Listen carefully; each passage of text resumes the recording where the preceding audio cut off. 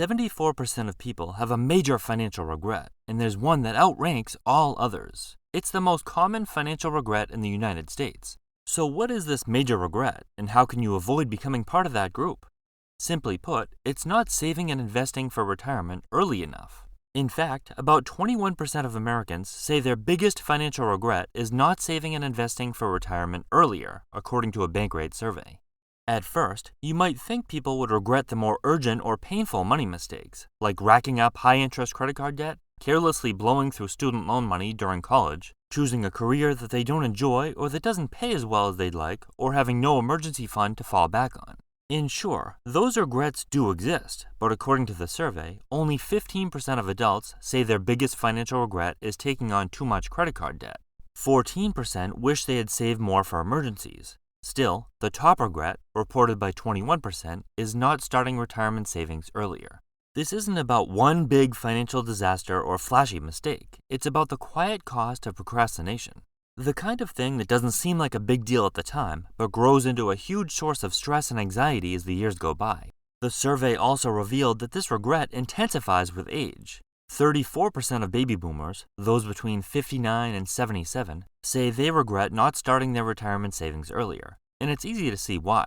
They're now at the stage where retirement savings plays a crucial role, and many are realizing just how much they missed out on by not putting compound interest to work sooner.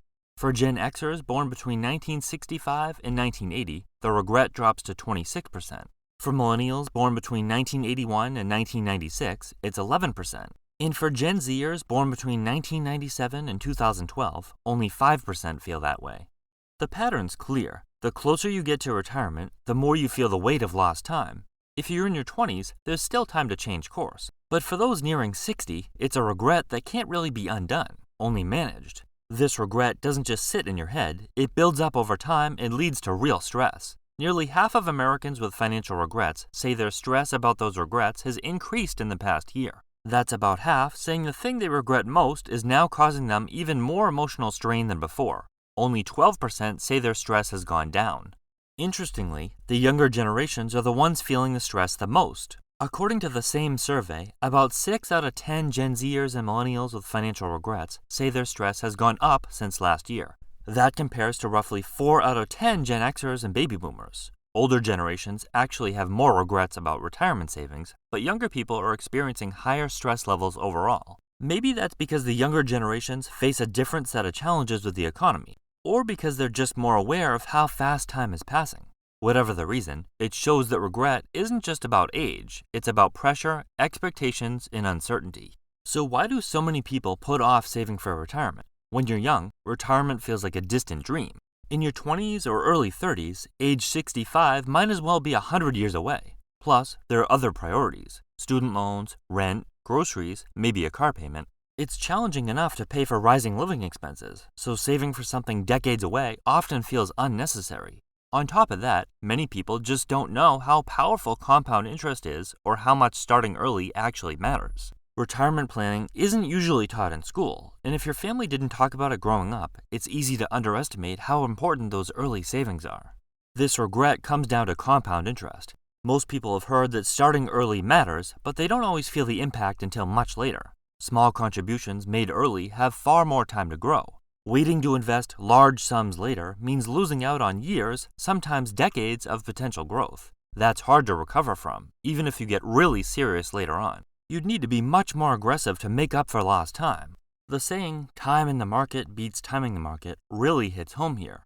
Early, consistent investing, even if very small amounts, lays the groundwork for much greater wealth.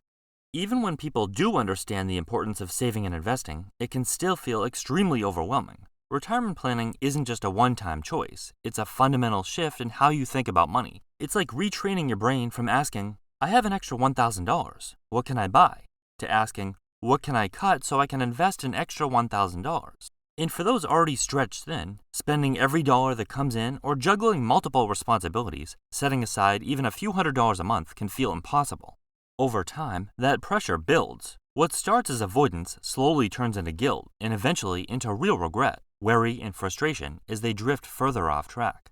Here's the truth. It's far easier to invest a couple $100s a month in your 20s than it is to come up with a few $1,000s a month in your 40s or 50s. Another challenge is how we compare ourselves to others. When we think about retirement, the stories we see tend to fall at the extremes. Either someone who retires in their 30s with $1 million portfolio, or someone working into their 70s because they didn't save enough. But the truth is, most people are somewhere in the middle, quietly doing their best. Those more realistic, middle-of-the-road stories don't get much attention because they aren't flashy or dramatic. And that lack of visibility can make us feel overwhelmed and like we're falling behind, simply because we're not living up to the extremes. People who haven't saved enough often worry they'll have to keep working longer than they'd like, that their health might decline, or that they'll become a financial burden to their family. Will they have to work a low-paying job for the rest of their life? Will they have to move in with their kids and rely on them financially? And those worries can quickly snowball. The more overwhelming it feels, the easier it becomes to avoid the issue entirely, putting off making a plan, and in turn, making the problem even harder to face later. At the same time, a lot of people truly are doing the best they can with what they've got. Finding room in the budget to invest every month isn't just a matter of willpower. It takes real effort, constant awareness, and often a lot of trial and error.